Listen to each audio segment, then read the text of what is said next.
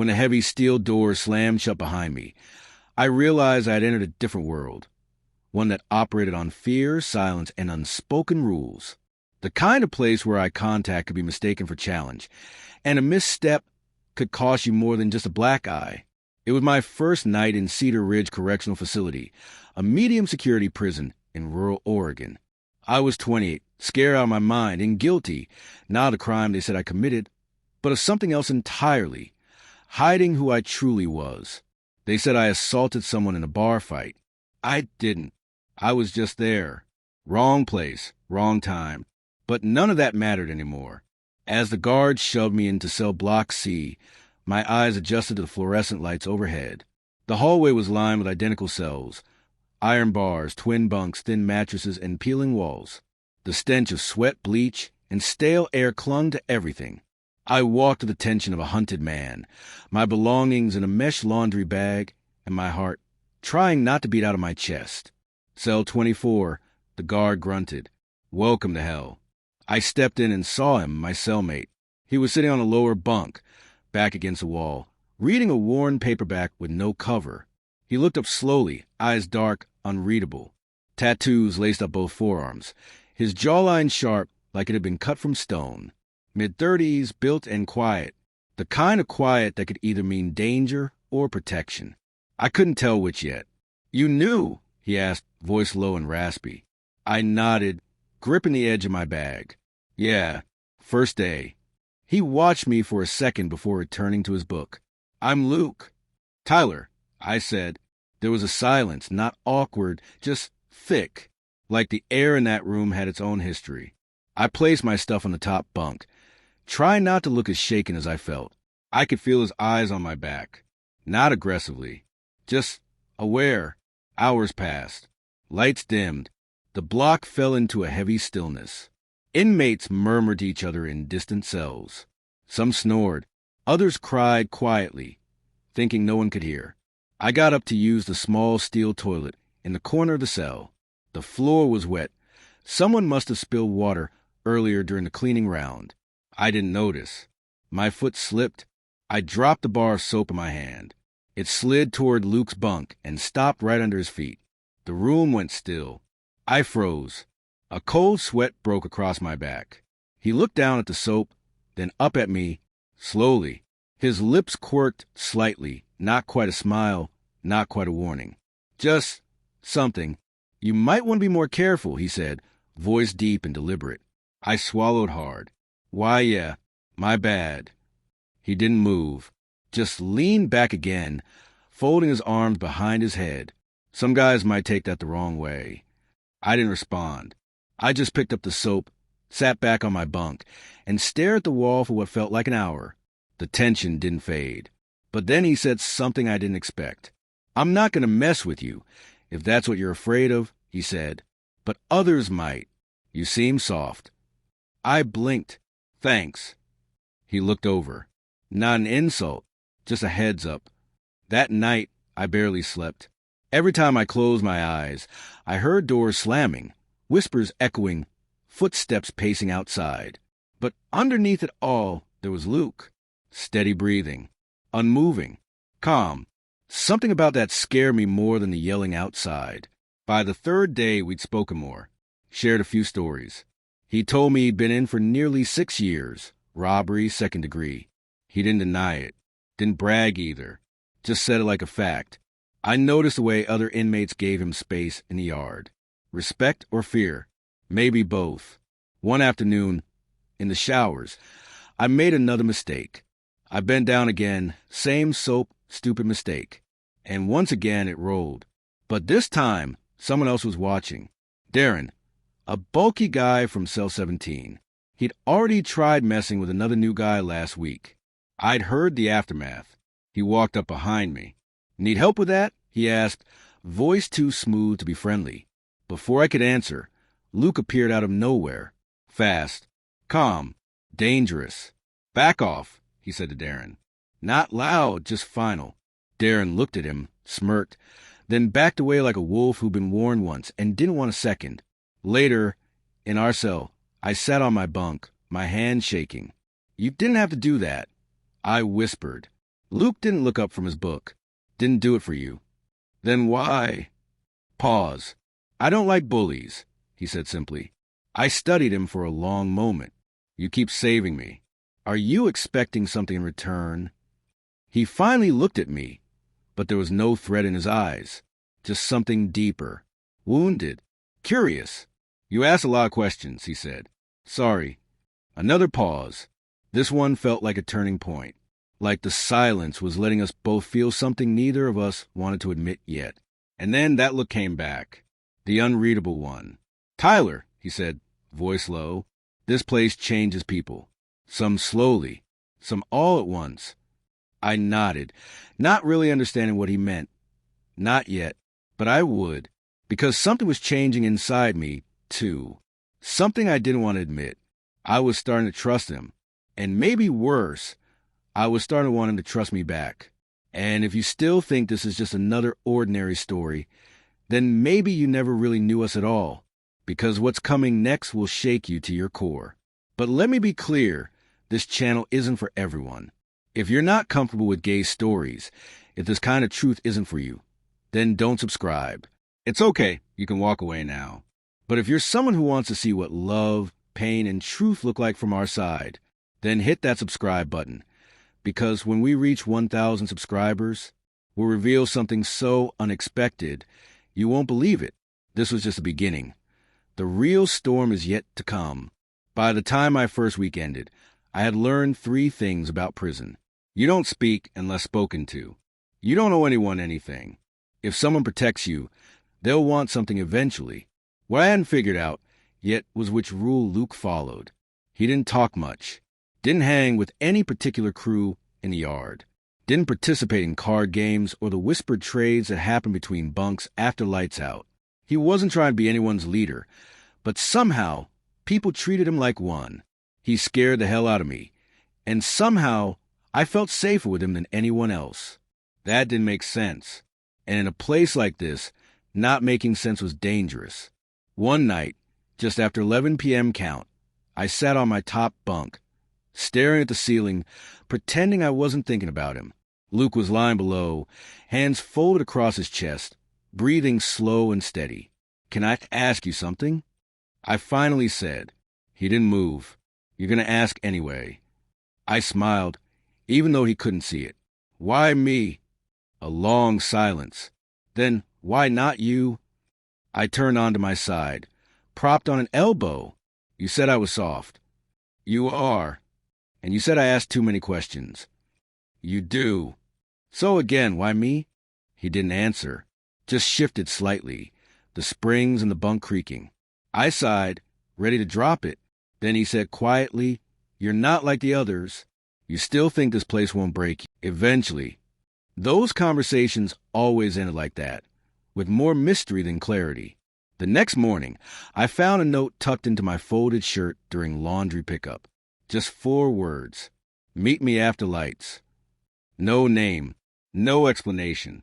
My heart thudded against my ribs. Was it a threat? A trap? I showed Luke. He glanced at it and frowned. Who gave this to you? I don't know. It was just in there. He crumpled the paper and tossed it into the toilet without a second thought. You're not going. Why not? Because I said so. I blinked. You don't owe me, Luke. He looked up, dark eyes narrowed. If you leave this cell tonight, you won't make it to the next morning. His voice wasn't loud. It didn't need to be. It was heavy with truth. Still, I couldn't stop thinking about that note. It clawed at me all day like an itch I couldn't scratch. That night, as the lights shut off and the block went quiet, I waited. Luke's breathing grew slower, sleep-like, and I slowly climbed down from the bunk. I took 2 steps toward the bars, glancing back one last time. You really that stupid? He whispered, eyes still closed. I froze. He opened his eyes and sat up. I said not to go. But... He stood in one motion. You don't know these people. You don't know what they want, or what they'll take. My jaw clenched. Then tell me. Teach me, because I'm tired of walking around scared. He looked at me, really looked at me, and in that moment, something shifted in his expression. like he saw more of me than I ever let anyone else see. Then he said something I wasn't expecting. "You want to stop being scared?" he asked. I nodded. "Then you're going to owe me a favor." I hesitated. "What kind of favor?" He stepped close. Too close. I could feel his breath against my cheek. His hand reached up, not touching me, just hovering, like he was debating whether he should cross that line or not. "Trust me," he said. I wanted to say no. I wanted to step back. But I didn't. Instead, I whispered, "Okay?" The next day, things were different. In the yard, Darren watched me again, but didn't approach. A few others nodded at Luke as we passed. Not respectfully, carefully, like he had leverage I didn't understand yet. That night, he asked me to help him smuggle a piece of paper from one cell to another. "Just a note," he said. "Nothing dangerous." I wasn't sure if I believed him, but I did it. And after that, I started doing more. Passing small messages. Watching guards. Not big jobs, just tiny risks that made my stomach turn and my heart pound like a drum. Each time, I told myself I was just surviving. Each time, I felt Luke watching me with those quiet, calculating eyes. Then came the night that changed everything. I woke to shouting, muffled but close. It was around 3 a.m. "Shakedown!" A guard's voice echoed down the hallway. Cell doors clanged open one by one. Luke sat up fast, eyes alert. "Stay quiet," he hissed. The guards stormed in with flashlights and batons, tearing through our belongings like wild animals. My heart pounded. I had nothing to hide. Or so I thought. One guard pulled out a rolled-up piece of paper from behind the toilet tank. My stomach sank. He unrolled it and stared at it. "What's this?" Luke stepped forward calmly. "It's mine."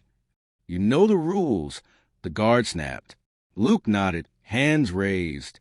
"Just poetry, nothing else." "Yeah? We'll see." They dragged him out of the cell in cuffs while I stood frozen. The look he gave me as they walked him away wasn't anger. It was warning. He didn't come back that night. Or the next. Rumor spread. Solitary. Contraband. Charges. I felt like I was drowning in guilt. I hadn't put that note there. I hadn't even known it was there. But I'd become part of his world now, and that meant one thing. There was no going back. By the end of the week, a new guy was moved into cell 24. A scrawny redhead named Josh. Nervous. Quiet. I didn't talk to him. I just lay on my bunk, staring at the wall, trying to silence the voice in my head. Trying not to wonder if Luke was ever coming back. Trying not to admit that I missed him. And failing. You think you figured it out? You haven't even scratched the surface. The truth about Luke, what he's hiding, and why he really protected me, it's bigger than I ever imagined. And soon, I'll have to decide, do I keep surviving or do I finally fight for something real? Days turned to a week. A week turned into 2. And Luke stayed gone. I asked around quietly at first. In prison. Curiosity could be dangerous, especially if you asked about the wrong person. But eventually, I couldn't help myself. "He's in the hole," someone whispered while we mopped the kitchen floors. Solitary confinement. Heard. He mouthed off to CO. Or maybe he had something stashed. Another added. Luke always plays it smart, but smart guys fall hard when they slip. I wanted to believe neither of them. The truth, like most things in this place, was probably somewhere in the middle. But one thing was clear. Luke took the fall for something. And I had no idea if he'd ever be back. Josh, my new cellmate, kept to himself. A fresh sentence, barely 19. The kind of scare that seeps into your bones and doesn't let go. He noticed I didn't talk much either. We were both ghosts sharing a haunted room. One night, Josh asked, "What happened to the guy before me?" I didn't answer at first. Then finally I said, "He was trying to keep me alive." Josh blinked. "You owe him." I nodded. "Yeah, I do." The days started to bleed together again, like they had when I first arrived. The same awful food, the same loud guards, the same sunless yard. But something was different this time. I wasn't afraid of the prison anymore. I was afraid of how much I missed him. It was Tuesday evening, 3rd week of Luke being gone, when I felt the shift. Josh and I had just gotten back from chow. when a voice echoed from a nearby cell. "Ghost is back." I turned so fast I almost tripped. "You sure?" I asked. "Cell 9. Just walked him in. Head down. Same tats. Looked like he hadn't eaten in days." I didn't say another word. I rushed to the edge of the walkway that overlooked the lower block and waited. And then I saw him. Luke. His head was down, beard slightly thicker, eyes hollow. But it was him. Same walk, same quiet power, even now, even wrecked. My chest clenched. He didn't look up. Not once. That night, I sat on my bunk staring at the bars, unsure if I should go to him or wait. But something in me was done waiting. I made it to cell 9 during cleaning duty. The COs were distracted, and I kept my eyes low, walking past like I wasn't headed anywhere specific. His door was open slightly. He was sitting on the edge of his bunk, elbows on his knees, head bowed. "Luke," I whispered. He looked up slowly. His eyes took a second to adjust. And when they met mine, something flickered there, surprise, then pain. "You shouldn't be here," he said quietly. "You didn't come back," I said, voice shaking. "You didn't say anything." He didn't respond. "You took the fall for something you didn't do." He let out a bitter breath. "That's how this place works. You don't always get to choose." "But why?" His eyes locked with mine. "You already know why." I didn't answer, because I wasn't sure I did. Or maybe I just didn't want to admit it out loud. "Did they hurt you?" I asked. A pause, then a small nod. I stepped closer, glancing down the hall. "You shouldn't be alone." His voice came softer. "Neither should you." I wanted to ask him more. What happened? Who did it? Why the note was planted? But the look in his eyes said not here. Not yet. So I just nodded and stepped back. "I'm in cell 24. I whispered. "If you ever want to talk." He didn't say anything, but his eyes followed me all the way down the hall. Later that week, Luke returned to cell 24. Apparently, someone had been moved out, and a reshuffle brought him back. No one said anything. They never do in here. Sometimes things just change. When he walked back in, I stood up. He didn't smile. He didn't speak. He just sat on the bottom bunk like he'd never left. And then he looked up at me. "Missed his bunk," he muttered. And just like that, it was like breathing again. The first night back, we didn't talk. He slept facing the wall. I lay awake, trying to gather the questions that had been burning in my chest for 3 weeks. But the next night, he spoke. "Why'd you come to find me?" I sat up slowly. "Because you mattered." A pause. "I've never mattered to anyone in here," he said. "Not really. Not since I got locked up. You get used to it."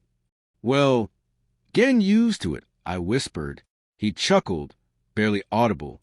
"You're soft. You already said that." "Still true." I looked at him in the dim light. "You still trust me?" He turned on his side and looked up. I never stopped. The following week, something strange happened. Luke started receiving notes again. Slipped under the door. Folded and sealed. Always unsigned. He never told me what they said, but I could see it in his face. Whoever was behind them had power. Maybe over him. Maybe over both of us. One night, he handed me a blank note. "Right back," he said. "To who?" "Just right." I stared at him, confused. "I don't even know what this is about." "You don't have to. Just trust me." I hesitated, then scribbled a line on the page. "What do you want from him?" Luke took it and passed it out during lunch the next day. 2 tables over, a guy with a snake tattoo and a gold tooth pocketed it, without looking up. I didn't ask questions. Not yet. But the tension was rising again. Something was coming. I could feel it. That night, Luke sat up in bed, staring into the dark. "There's something you should know," he said. I sat up too, hard in my throat. I wasn't alone in the hole. "What do you mean?" He looked over slowly. Someone was planted there, just long enough to whisper things. Threats, deals, warnings. "Who?" He didn't answer. "Luke." "They want me to do something. Something I promised I'd never do again." "Which is?" He finally looked at me, and for the first time since I met him, he looked afraid. They want me to hurt someone. My breath caught. Are you going to? He looked down at his hands. I don't know. The deeper I fell into Luke's world, the more I realized he wasn't just protecting me. He was hiding something. And the more I trusted him, the more I started to wonder, was he still telling me the truth? Or just what I wanted to hear? I thought I was surviving prison. I didn't know I was getting pulled into a war. There's something deeply unsettling about knowing a storm is coming, and not being able to move, hide, or even scream when it hits. That's how I felt for days after Luke told me they wanted him to hurt someone. I tried to act normal, sat through chow, workouts, roll calls, all like a robot. But inside, my stomach twisted every time I looked at him. Was he really protecting me? Or was I just part of whatever dangerous game he was playing? The next morning, I noticed something different. A guy named Ricky, small frame, shaved head, twitchy eyes, didn't show up in the yard. He wasn't at breakfast either. Usually he was loud, jumpy, always trying to trade cheap cigarettes for toothpaste or ramen. But today, gone. At lunch, I whispered to another inmate, "Where's Ricky?" The guy shrugged. Heard. He got jumped in D block. Might lose an eye. That sick feeling in my gut came back with full force. I turned to Luke, who sat beside me, eating slowly like nothing was wrong. "Did you know?" I asked, voice low. He didn't look up. "Know what?" "About Ricky." He paused, then looked me straight in the eyes. "No." But something in his face tightened. A flicker. The kind of blink you do when you're trying not to lie, but still do. Back in our cell, I couldn't hold it in anymore. "You said you weren't going to do it." "I didn't." "Then why do I feel like you're lying to me?" Luke stood, slow and quiet. He walked to the bar window and rested both hands on the edge, staring out at the gray sky. "I didn't touch Ricky," he said, "but I didn't stop what happened to him either." My voice cracked. "That's the same thing." He turned around sharply. "No, it's not. Not in here." I looked away. "I didn't come here to get involved in anyone's mess," I muttered. He stepped closer. "Then you shouldn't have gotten close to me." We didn't talk for 3 days after that. He slept on his side, back turned to me. I stayed on the top bunk, headphones in, even when they weren't playing music, just so I wouldn't have to hear my own thoughts. But no matter how hard I tried, I kept seeing Ricky's face. The way he looked at me once during lineup, like he knew something I didn't, like he had a secret he'd never get to tell now. And the worst part? I kept wondering, if Luke hadn't protected me that night in the showers, would I have ended up like Ricky? On the 4th day, something snapped. It was during a routine job detail. I was scrubbing a mop bucket in the kitchen storage when I heard boots behind me. I turned. It was Darren. And 2 other guys I didn't recognize. Older, bulkier, tattoos running down their necks like rivers of ink. Darren smirked. "Look who's all alone." I stepped back, heartbeat hammering. "You've been walking around like a prince lately," he said. "Like someone's watching out for you." The other 2 flanked him. One cracked his knuckles. "But word is, your guard dog's not barking anymore." I swallowed hard. "Don't do this." "Oh, but we want to," Darren said. "See, in here, everyone pays." Eventually, he stepped forward. But before he could reach me, a voice cut through the room like a blade. "You touch him, I'll break every bone in your hand." "Luke." He stood at the entrance, fists clenched, eyes darker than I'd ever seen them. Darren laughed. "You got no backup now, man. You're barely hanging on." Luke didn't move. "You really want to test that?" The other 2 hesitated. Darren glared. Then, like a puppet whose strings have been yanked too hard, he turned and stormed out, but not before whispering, "This isn't over." Back in the cell, Luke slammed the door shut behind us. "You shouldn't have been alone," he snapped. "Oh, so now you care again?" He turned to face me. I never stopped. I shoved him. Hard. "Then why did you let Ricky get hurt?" He didn't react. "I can't keep watching you become someone I don't recognize," I said. "I came here scared. And yeah, you made me feel safe. But now I'm just waiting for the next punch. Luke, the next secret." He sat down slowly on the bunk, exhaled like he'd been holding it in for years. "I'm sorry." That caught me off guard. He looked up, his voice softer now. "I don't know how to do this the right way. I've always handled things with fists, threats, silence. But you're different." I sat down across from him, tension still in my chest. "So what now?" "There's someone pulling strings behind everything. Darren, the threats, even the notes." "Who?" He shook his head. "I'm still figuring it out. But whoever it is, they're watching both of us now." A pause, which means if we don't stick together, we're screwed. I nodded slowly. "Then we need a plan." Later that night, a new note slid under our cell door. Luke picked it up, unfolded it, and stared. "What does it say?" I asked. He hesitated, then handed it to me. For words, scribbled in red ink. "We're coming for him." I thought Luke was the most dangerous person in this prison. I was wrong. The real enemy was hiding in the shadows, watching us both, and they just made their move. Next part, I find out what it means to be hunted behind bars. That note haunted me. We're coming for him. For words, no name, no time, no place. But it didn't matter, because I knew who him was. And so did Luke. He didn't say much after we read it. Just folded the note once, then twice, then shoved it under the thin mattress of his bunk. Like if he hit it deep enough, the threat would disappear too. But that night, I noticed something in him I hadn't seen before. Not just anger, not just tension, fear. And if Luke was scared, we were in real trouble. The next morning, Luke was already awake before the first CO's footsteps echoed through the hallway. He was sitting on the edge of the bed, hunched forward, staring at the cracked concrete floor like it held all the answers. "You ever hear of a name list?" he asked suddenly. I sat up on my bunk. "No.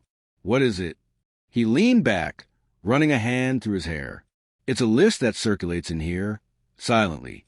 No paper, no proof, just names whispered from one block to another. Guys who are targeted, for protection or for punishment, sometimes both." I swallowed. "You think your name is on it?" He didn't answer, and that said more than if he had. We stuck close to each other that day, ate together, exercised in the same yard circle. Luke's eyes scanned everything, every corner, every group, and mine stayed locked on him. I knew the signs now, the way his shoulders tightened when someone passed too close, the slight twitch in his jaw when he spotted Darren across the yard, smirking from a picnic bench. Darren didn't say a word. Didn't need to. His smug silence screamed, "Tick-tock." After lights out, we sat in the pitch dark, whispers low. "I think someone's paying Darren," Luke said. "He's too bold, like he knows he won't get punished." "Paying him for what?" Luke hesitated. "To deliver a message." "To who?" "You," he said. I froze. "What kind of message?" He looked at me. Even in the shadows, I could feel the weight of his stare. "One that says, 'You're mine.'" My stomach turned. "That's not a message, Luke. That's a threat." "I know." I didn't sleep that night. Every sound outside the bars, footsteps, whispers, distant coughs, felt like a countdown. The next day, a new inmate joined the block. Name, Caleb Reyes. Cell 13. Tan skin, lean build, confident smirk. Like he knew he belonged here more than the rest of us. Like he had already read the rules and rewritten them. He walked past ourselves slowly during rec hour. Stopped, made eye contact with Luke. Nodded once, and walked on. "What was that?" I asked. Luke didn't look at me. "That's a problem." "Do you know him?" He hesitated. "We used to run in the same circle. Years ago, before I got transferred here. We had unfinished business." I leaned in. "Is he dangerous?" Luke finally looked at me. "Caleb isn't dangerous. He's poison." Later that night, a second note appeared, but this time it was addressed to the boy in cell 24. "We see you. We know you. Luke can't protect you forever." I read it 3 times. My fingers shook. "Luke," I whispered, "they're coming for me." He took the note, read it once, and set on the floor. Then he stepped on it with his boot and twisted hard. They won't touch you. I shook my head. You don't know that anymore. His voice was steel. Yes, I do. I stood. Luke, what is going on? Who the hell is behind this? Caleb? Darren? You're not telling me something. He exhaled slowly, walked over to the tiny sink, and splashed cold water on his face. Then, in the quietest tone I'd ever heard from him, he said, "There's a reason I got sent to solitary." I froze. What? He turned to me, dripping water trailing down his face. I told you they planted someone in there to whisper things to me. That was only half true. What's the other half? He hesitated, like whatever he was about to say would change everything between us. I asked to be sent to solitary. What? Why? Because I needed to disappear, just long enough for a name to be removed from a list. Whose name? He looked me in the eye. Yours. The floor disappeared beneath me. You put yourself in solitary to protect me? Luke nodded. You were new. You were soft. And you were mine to watch over. I couldn't protect you out here. Not the way I needed to. So I made a deal. My silence for your name. What kind of deal? Doesn't matter. I paid for it. And now it didn't even work. My throat tightened. You shouldn't have done that. I had to do that. Why? A pause. Then, because you're the only good thing I've touched in 5 years. We sat there in the dark for a long time. He on the bottom bunk, fingers steepled beneath his chin. Me, on the top, unable to breathe. My mind was a wildfire. There was so much I wanted to say, to ask, to scream. But my chest just kept filling with something heavier than fear. Something quieter. Something that felt like love. The next day, I woke to a commotion. 2 guards rushed past with radios buzzing. Something had gone down in the cafeteria. By the time we were cleared for movement, the rumor had already spread. Caleb had been stabbed. No one said who did it. No one had to. I found Luke back in the cell, his shirt slightly wrinkled, a thin scratch near his right ear. He was calm. Too calm. Did you? I asked. He shook his head. Didn't touch him. Then who? Luke looked up at me. His voice didn't waver. Someone who owed me a favor. I sat down across from him, feeling the weight of what that meant. Someone else had drawn blood. For me, the moment Luke got blood on his hands, even indirectly, everything changed. There's no going back from what's coming next. And the real reason I was ever in danger, it wasn't just about Luke. It was about who I was before I ever stepped foot in this prison. Next part, I find out what they knew about me that I didn't know myself. There's a kind of silence in prison that's louder than any riot. It's not the slamming of bars or the screams during lockdown. It's the silence right before you realize your life isn't just yours anymore. It belongs to the people watching you, whispering about you, and the ones who knew you before you even knew yourself.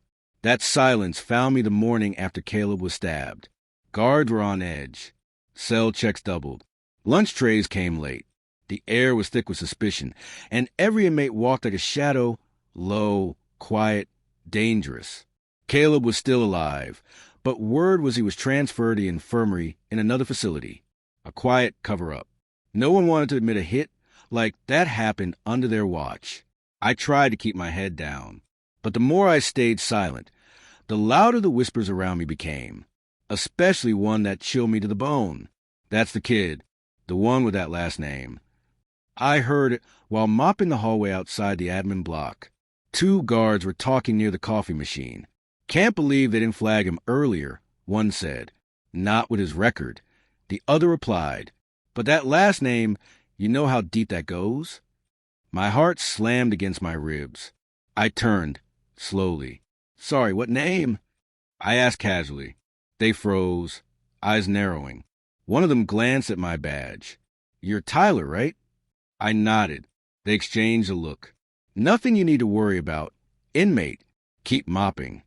But I knew they were talking about me. And suddenly, I didn't just want to know what was going on. I needed to. Back in the cell, I tossed my mop aside and slammed the door shut. Luke, I said breathless, do you know my last name?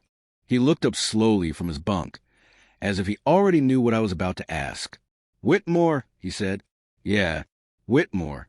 And you're about to find out what it means." He sat up, eyes serious. "Your name wasn't random. Tyler. And you didn't end up here just because of a bar fight. You're not just a guy with bad luck." I swallowed hard. "Then what am I?" He took a deep breath. "Your dad was a federal prosecutor, a powerful one. Took down a bunch of high-level criminal organizations about 10 years ago." I froze. "What?" Luke nodded. "Including the crew Caleb and I used to work with, a gang called Hollow River." "That name," I whispered. "I've heard that before." He continued. "Your dad put away some very bad people, and those people swore revenge. Only problem was, he disappeared off the grid after his last case. Changed names, maybe left the country. And me? You were young, hidden, out of the picture." He leaned forward. "But someone figured out, maybe through prison records, maybe by tracking you. But the moment you walked in here with the last name Whitmore, my throat tightened. I became a target." Luke nodded. "Exactly." The room spun. My dad? A prosecutor? I barely remembered him. He left when I was 8. My mom never spoke about him again. I thought he just bailed. I thought he didn't want us. But this changed everything. "Why didn't you tell me?" I asked. Luke looked pained. "Because once you knew, you couldn't unknow it. And knowing would make you reckless." I already feel reckless. He stood up, paced. "They don't want you dead, Tyler. Not yet. That would be too easy." "Then what do they want?" "To use you, or bait your father back out." My legs buckled. I sat down hard on the bunk. "I'm just a pawn." He knelt in front of me. "No," he said. "You're the key. And if we play this right, maybe the only way out of this." Later that night, a paper was slipped under the door. Another note, but not a threat this time. It was a photo, a grainy picture of a man, bald, scar above his right brow. I recognized him from a dream I had when I was 10. No, a memory. That was my dad. And beneath it in messy scrawl, "Tell him we remember." I dropped the paper like it burned. Luke picked it up, scanned it, and didn't say a word. Just quietly folded it and stuffed it deep inside his boot. Then he said, "You need to write your mother." I blinked. "What?" "She's the only one who might know where your dad is. We can't sit still anymore. They're making moves." So we moved too. I haven't spoken to her in over a year. "You think she doesn't know you're here?" The silence between us answered for me. We spent the next 2 days working on a letter, carefully worded, vague but urgent, not naming names, not asking for favors, just hinting at a deeper danger. Luke helped me choose every word. On the 3rd day, we passed it off during mail rounds, slipped discreetly into the outgoing pile. It was all we could do, for now. But prison doesn't give you time to breathe. It comes for you even while you wait. Because that night, something else happened. A group of inmates gathered outside the rec yard. Unusual for lights out. No guards in sight. Luke stiffened as soon as he heard the footsteps. They're not supposed to be out. "What do we do?" I whispered. He grabbed me by the wrist and pulled me down to the floor beside the bunk. "Stay down," he hissed. Then he reached under the bed and pulled out something I'd never seen before. A sharpened toothbrush. A shiv. I stared at him, my blood running cold. "You've had that this whole time?" He didn't look at me. "This place has rules, Tyler. Rule 1, don't ever wait to fight back." We didn't sleep that night, but no one came. Just footsteps, just whispers, just a warning. The next morning, Luke turned to me with a fire in his eyes I hadn't seen since his return from solitary. "We need to find out who's behind the letters." I nodded. "How?" He gave a small, bitter smile. "There's one guy in here who knows everything." "Who?" Luke looked me dead in the eye. "Someone I swore I'd never talk to again. They say your past always finds you in prison. Turns out mine had never left. And the one person who could help us might just be the same person who once tried to kill Luke.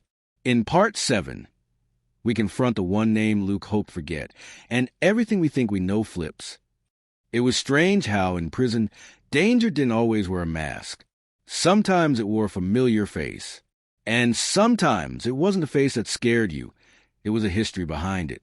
Luke didn't speak to me for the first 2 hours after saying, "There's one guy who knows everything." We stayed in our cell during free time. He paced like a man trying to psych himself up for something he never wanted to do. Finally, I asked, "Who is he?" Luke stopped mid-step. His voice was low. "His name is Marcus Kane." Even the name sounded like it carried weight. "He's in here?" I asked. Luke nodded. "Block D, cell 2. Isolation most of the day, but they let him out for library duty." "What did he do?" Luke didn't answer right away. Then finally, everything. I didn't understand until Luke told me the story. Marcus Kane used to run Hollow River, the same gang my father helped take down. Before the fall, Kane had been a ghost in the system, always one step ahead of federal agents, always clean enough to avoid conviction, but dirty enough to terrify anyone who crossed him. Luke had worked under him once, a lower-tier member, nothing major, until Kane betrayed him, set him up for a robbery gone bad.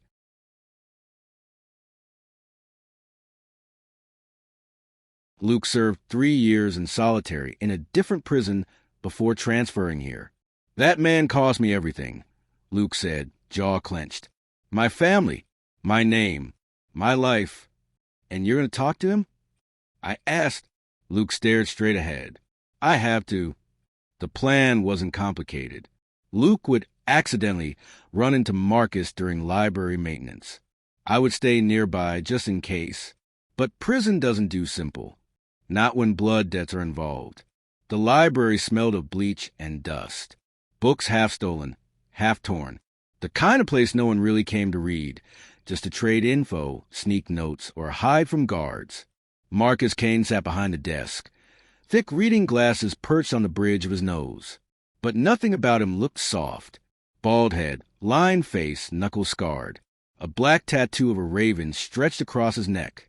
And eyes so sharp, it felt like they sliced right through me. When he saw Luke, he smiled. Not surprised. Not angry. Just amused. "Well," Kane said, voice like gravel soaked in bourbon, "the prodigal son returns." Luke didn't flinch. "I'm not here for a reunion." "I didn't think you came to hug me."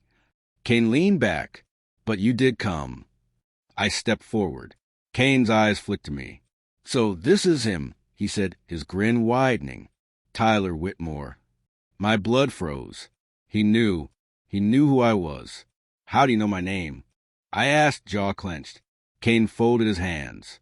"Because your father took everything from me. So I made it a point to remember the names of the people I'd get it all back from." Luke stepped forward. "He's not part of your past." "No." Kane tilted his head. "Then why is he the last name on the list?"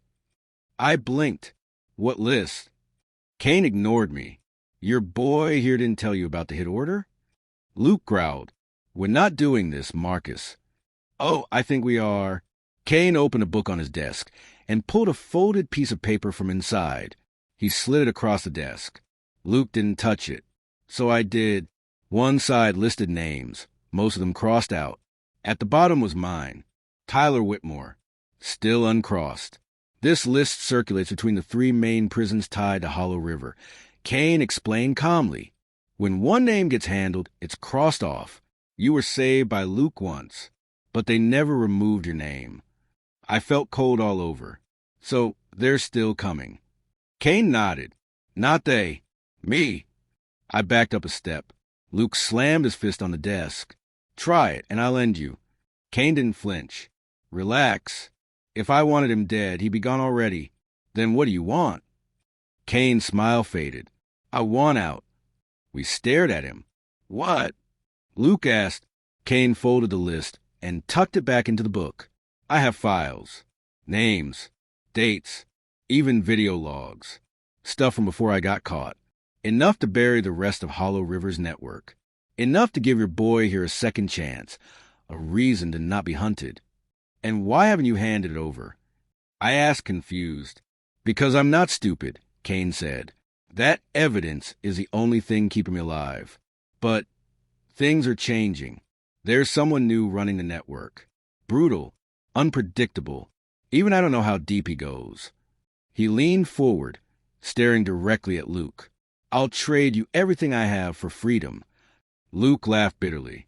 You think we can get you that? No, Kane said, but I think his father can. That night, back in the cell, I paced for nearly an hour. This is insane, I muttered. He wants us to use my father, a man I haven't seen in a decade, to barter for a gang leader's freedom? Luke sat quietly, thinking. I looked at him. You're actually considering it? I'm considering anything that gets your name off that list. I stopped pacing. He stood, walked to me. Tyler, if Kane's telling the truth, that file could clear your name. He has enough dirt to trigger a federal case. Your dad would show up if he knew you were in danger. I hesitated. And if he doesn't? Luke's eyes darkened. Then we do what we have to. 2 days later, Kane slipped a sealed envelope into Luke's hand during the next library shift. No copies, he warned. If it leaks, I'm dead before dinner. Back in our cell, Luke broke the seal. Inside were documents, photos, flash drives, names of judges, paid-off cops, transport routes, and something else. A photo of me, but not just me in prison, me outside a bar, months before my arrest, taken from across the street. I was already being watched. This wasn't about who I was when I got locked up.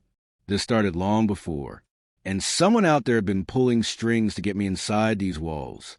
In Part 8, I find out who, and the truth breaks more than just trust. The photo changed everything. There I was, standing outside that dive bar from months ago, arms crossed, head turned to the side. It had been a regular night. No trouble, no fights, just drinks. But now it was clear. Someone had been watching me before I ever stepped foot in prison. I wasn't arrested by accident. I was placed, planted, set up, and the worst part, I had no idea why. Luke studied the photo with sharp eyes. This wasn't just surveillance. This was premeditated. He turned the envelope upside down and shook it. Another slip of paper fluttered out. One name was written on it. Brandon Whitmore. My fingers went cold. My throat tightened. My cousin? Luke looked at me. Do you trust him? I mean, yeah, I did. We grew up together. He used to stay with us when his parents fought. He's the only Whitmore I kept in touch with after my dad disappeared. Has he been in contact recently? I thought hard. 2 months before my arrest, Brandon called out of nowhere, asked where I hung out, which bars, even offered to come visit for the weekend. I didn't think twice at the time. Now I could barely breathe. He told them. I whispered. He gave them everything. That night, I didn't sleep. I kept thinking about every conversation I'd had with Brandon, every casual question, every time he asked about my job, my friends, even my daily routine. It was never friendly. It was recon. He fed them my schedule, my weaknesses, and somehow that led me to the bar fight, where that guy just happened to swing at me, where I just happened to swing back, and where the cop who arrested me happened to be Hollow River's man on the inside. It had all been a setup. The prison wasn't my punishment. It was my destination. The next morning, Luke sat across from me at breakfast. He didn't say much, just slid me a crumpled sheet of paper torn from a library book. It read, "The snake came from the family tree." And for the first time since my sentence began, I felt like I was falling from a cliff with no end. After chow, we met Kane in the library again. He looked more tired than before. There were rumors someone tried to poison his food, but no one could prove it. Whitmore, he said, when I sat down across from him, find your cousin, force a confession, or force a deal, but get him talking. How? I asked. You'll get one phone call tomorrow. Make it count. Back in the cell, I stared at the wall until lights out. Luke finally spoke. He won't confess easily. He'll lie, deny, twist the truth. I know, I said. Then what will you say to him? I turned to him. The truth. The next day, I waited 4 hours before the guards escorted me to the phone booth. I could feel my heart pounding as I dialed Brandon's number from memory. Ring, ring, click. Hello. I froze. His voice hadn't changed. Still casual. Still friendly. It's Tyler. A pause. Hey, man. Didn't expect to hear from you. I stared at the phone. Yeah? Because I didn't expect to end up in prison either. He was silent. I continued, voice steady. Someone was watching me before I got here. Took pictures. Knew my hangouts. Even knew which cop to send in to arrest me. Silence again. You know what name was attached to the file? No. Yours, Brandon. Long pause. Then, that's not possible. You sold me out, I said quietly. Did they threaten you?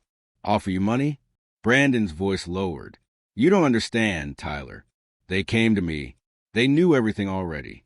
I thought if I gave them some info, they'd leave the family alone. I squeezed the phone tighter. You knew my father vanished because of them, and you still helped them find me? I was scared, he said. They said they'd kill my mom. Said I'd go to jail if I didn't cooperate. I didn't know they'd lock you up for real. Save it. I muttered. They didn't just want me here.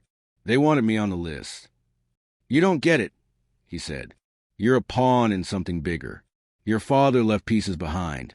Data, files, evidence that could sink what's left a hollow river. And they think you know where it is. I froze. Me? Yes. Not even your mom knows. But you were the last person he trusted.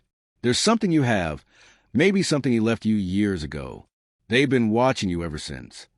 I blinked hard, trying to remember. A shoebox under the floorboards. Old letters.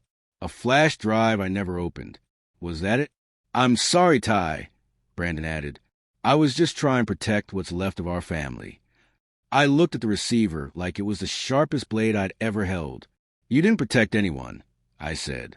You got me buried alive. Click. I hung up. Back in the cell, I told Luke everything. The betrayal. The flash drive. The idea that maybe, just maybe, I'd had the key this whole time and didn't even know it. Luke ran a hand down his face. Then we need to get that drive.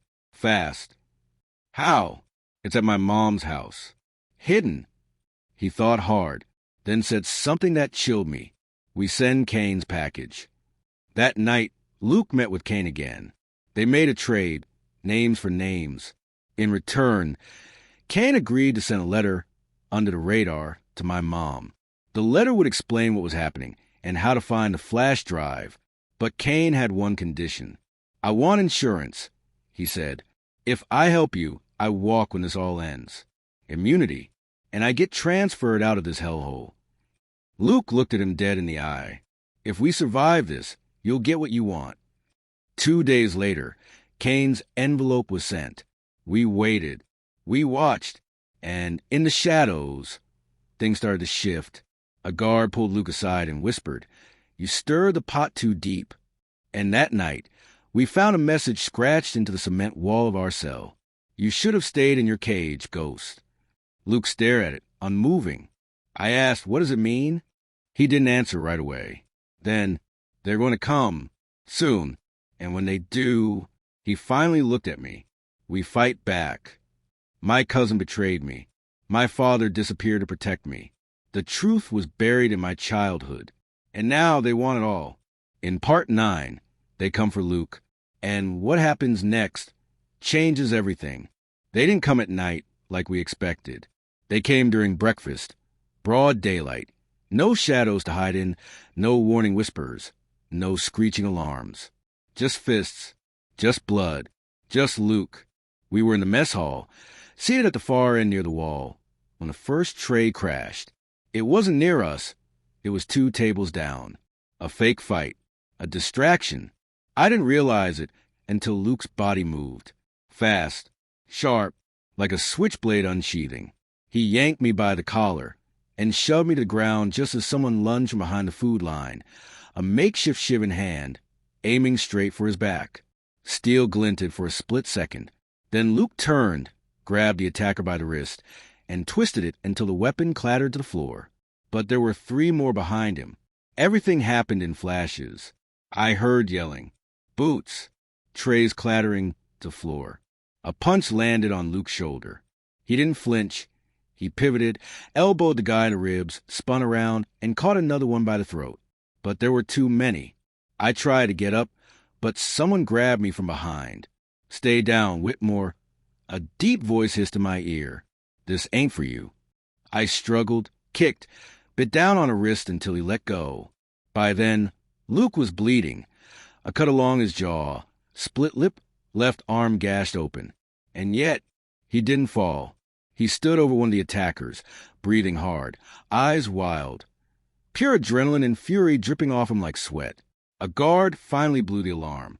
COs stormed the room. But Luke was still standing when they dragged him away, covered in blood, hands clenched, eyes locked on me the entire time. They took him to the infirmary first, then straight to solitary. Standard procedure. They said, I begged, I argued, but no one listened. 3 days passed. I didn't eat. I didn't sleep. I waited by the slot in our cell door for a note, a whisper, anything. But Luke was gone. On the 4th night, Kane visited during library hour. He sat across from me like nothing had happened. "Rough morning the other day," he said, flipping through a book. "What do you want?" I muttered. He raised a brow. "No gratitude? I did warn you." "You told me they'd come." I said. "You didn't say they'd try to kill him." Kane leaned in. "Luke made enemies. Not because he's reckless. Because he's in the way." I stayed silent. "He's tougher than most," Kane added.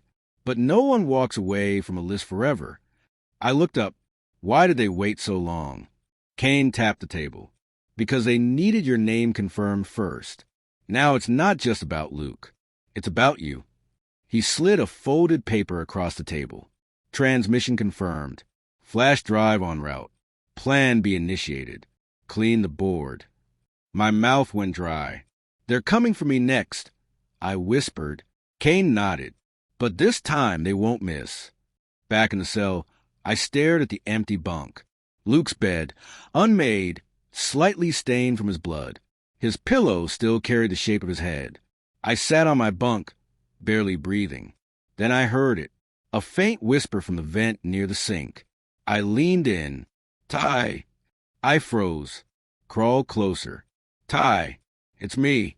Luke." I pressed my ear to the vent. "Are you okay?" I whispered. "Cut up, bruised. Nothing broken," he said. "I'm in the block under isolation. 5 cells down. They don't know I found the crawl channel." Tears welled in my eyes. "I thought they were going to kill you." "They tried." He paused. "I need you to listen." I held my breath. "They know about the drive. They're going to try to intercept it before your mom sends it back. That's plan B, silence the source. But she has no idea what's coming." "I know," Luke said. "That's why you have to get a message out. Tonight." That same night, I bribed a kitchen runner with 3 ramen packets and a set of earbuds. He agreed to smuggle out a handwritten note, to be given to guard on the 3rd floor admin, the only one Luke said we could trust. The note read, "They're coming for her. Flash drive must move now. Code witness tree." I folded it, sealed it, and watched it disappear inside the runner's sock. Then I waited. 2 more days passed. Then finally, Luke returned, escorted back by 2 guards, face stitched, arm wrapped, eyes tired, but unbroken. He stepped into the cell, nodded at me like nothing happened, and dropped onto his bunk. I stared at him for a full minute, then said, "You look like hell." He grinned. "You should see the other guy." I laughed. It came out hoarse, rough, a little broken, but real. We sat in silence until lights out. Then I whispered, "Why did you do it?" He turned to look at me in the dark. "Do what?" "Take the hits." Again. "For me." His voice was low. "Because you're the only reason I'm not one of them." A day later, a sealed envelope arrived with my name on it. I opened it with trembling fingers. Inside was a photograph. My mom, standing at the post office, handing a padded envelope to the clerk. Time-stamped. Verified. The flash drive was on its way. And underneath, in her handwriting, "Don't let them silence you. Dad would be proud." The final piece was in motion.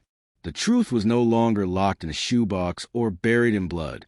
In Part 10, the flash drive arrives. And with it, the war behind bars turns explosive.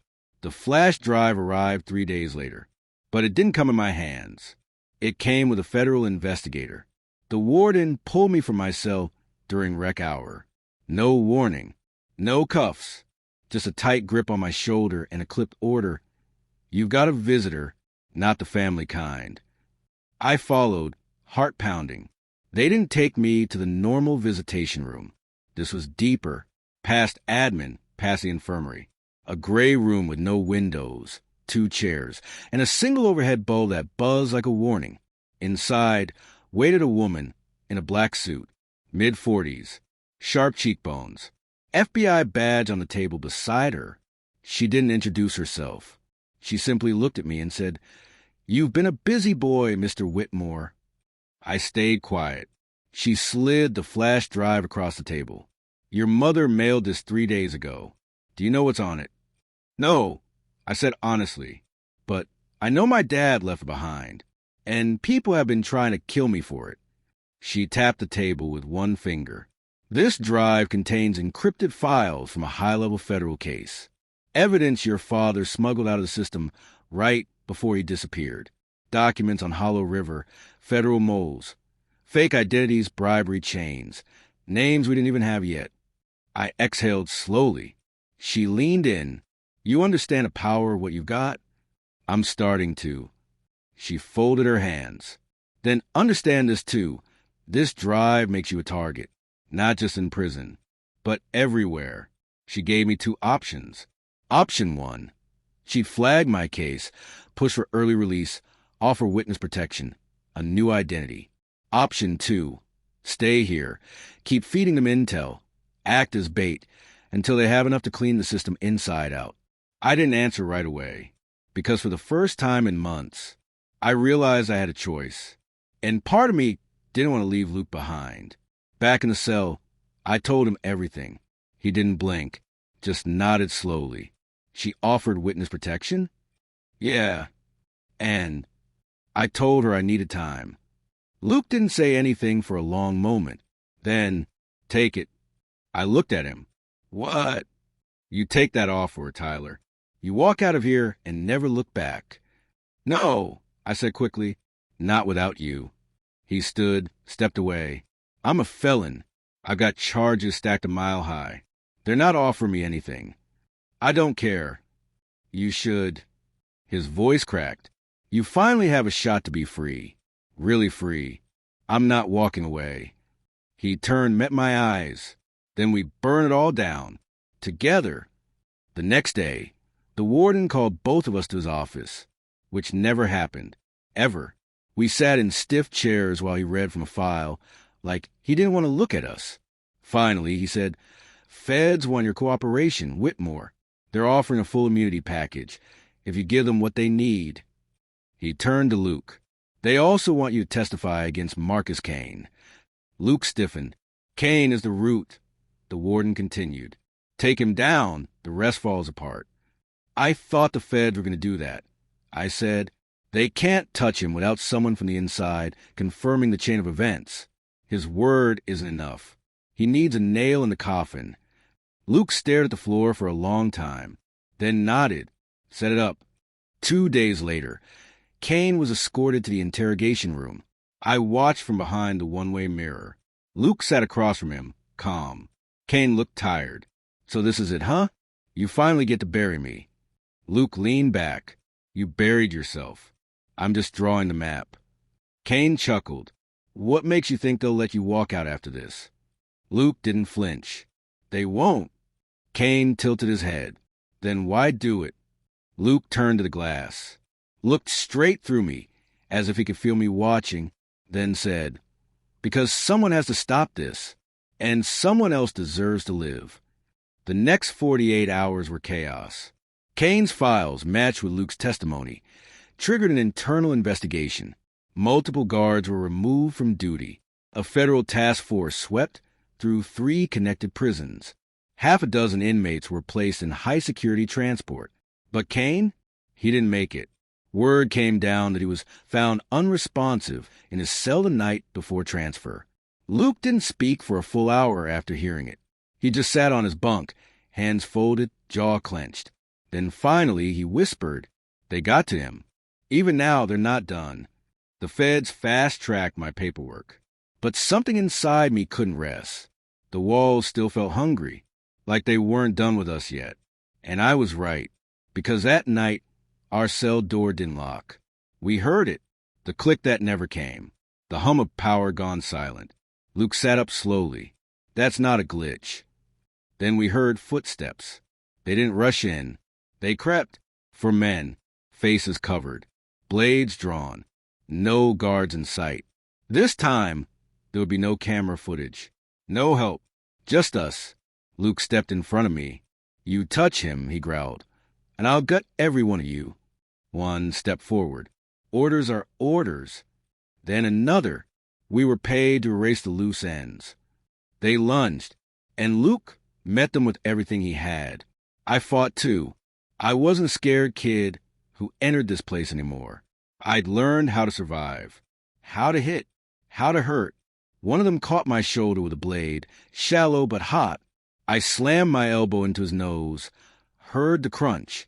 He screamed. Luke tackled two to the floor. It was chaos, blood, breathless screams, a roar in my ears. And then, sirens, floodlights, COs pouring in. It was over. Later, under medical lights, Luke's knuckles were torn open. My shoulder was bandaged. Two of the attackers were unconscious. One was dead, and one escaped. The warden sat with me that night. "We can't keep you here. Not after this. It's gone too far." I looked at him. "What about Luke?" He paused, then handed me an envelope. Inside was a clearance order. Early release. For both of us. The feds didn't want to do it. But the evidence was too strong. The cover-up's too deep. Luke testified. I survived. And we gave them everything. So they gave us one thing in return. Freedom. In Part 11, we walk out of prison into a world that doesn't know us anymore. But we're not the same men we were going in. And freedom, it turns out, comes with its own price. When the gates opened, I didn't move right away. The sun hit my face like something foreign. Too bright, too warm, too real. I'd spent so long inside the cold concrete, behind steel bars and steel eyes, that freedom felt like a trick. But it wasn't. I was out, and right behind me, so was Luke. The drive to the safe house was silent. Neither of us wanted to be the first to speak. Not because there was nothing to say, but because there was too much. The car smelled like old air freshener and cheap leather. The agent driving said nothing except, "You'll be off the grid for 6 months. Phones are monitored. No contact unless we say so." We just nodded. I glanced at Luke. His hands were fidgeting in his lap, still stitched from the last fight, still scarred from the first. The safe house was small. 1 story. 2 bedrooms. A stock fridge and a cheap TV that played static half the time. The first night, we didn't sleep in separate rooms. Not because we were scared, but because we weren't ready to be alone.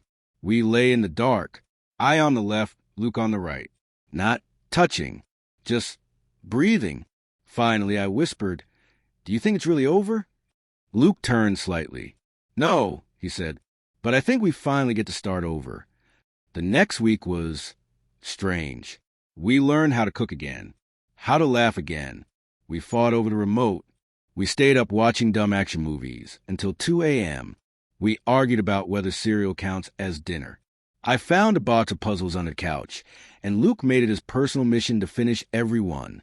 We were trying, quietly, clumsily, to become people again. But the past doesn't always stay locked up. Not forever. 2 weeks after our release, we got word. One of the men who attacked us had been found, dead in a ditch. The last thread in a tangled web. No suspects. No prints. No closure. Just a body. Luke stared at the report for a long time. Finally, he folded it. "He won't be the last," he said. I nodded. then we won't be either. One morning, I woke up early. Luke was already outside, standing shirtless in the dew-damp grass. I stepped out with 2 mugs of coffee. He took his without a word. Could you ever go back? I asked him. To what? Normal. He sipped. There's no such thing as normal after what we've been through. I looked at him. I don't mean before prison. I mean now, after this. You and me. He finally turned to face me, and for the first time in months, his eyes were soft. Is that what you want? I stepped closer, my voice low. I want to stop being afraid of wanting you. He kissed me, soft, slow, like it was the first time again. But it wasn't. It was the first time without bars, without fear, without blood in our mouths or concrete beneath us. It was the first time where it actually meant something. That night, we made love like the world didn't owe us a thing. Like we weren't 2 broken men carrying scars on our backs and ghosts in our heads. Like we were just people, finding each other, finally, in the quiet. The next morning, the agent returned. She gave us 2 new identities, new names, new documents, new lives. You'll never be completely off their radar, she warned. But you're safer now than you've ever been. I asked, what happens if someone comes looking? She paused. Then you disappear again. Luke and I looked at each other. He said, we've done worse. 6 months later, we moved to Oregon, got a small apartment above a bookstore. Luke started working construction again. I took a job at a print shop. We didn't tell people much, just that we met during a rough patch and built something out of it, which honestly wasn't a lie. Sometimes at night, when I wake up sweating, gasping from a dream filled with sirens and blood and metal doors, I find Luke already awake, already watching me. He never says anything. He just pulls me close, and I fall asleep again. Safe. Sometimes I write about what happened, about the kind of love that blooms in hell, about the people you don't expect to save you, and the ones who try to destroy you. Maybe someday I'll tell the whole world. Maybe I won't. But I know this. Freedom wasn't the ending. It was the beginning. And for the first time in my life, I wasn't alone.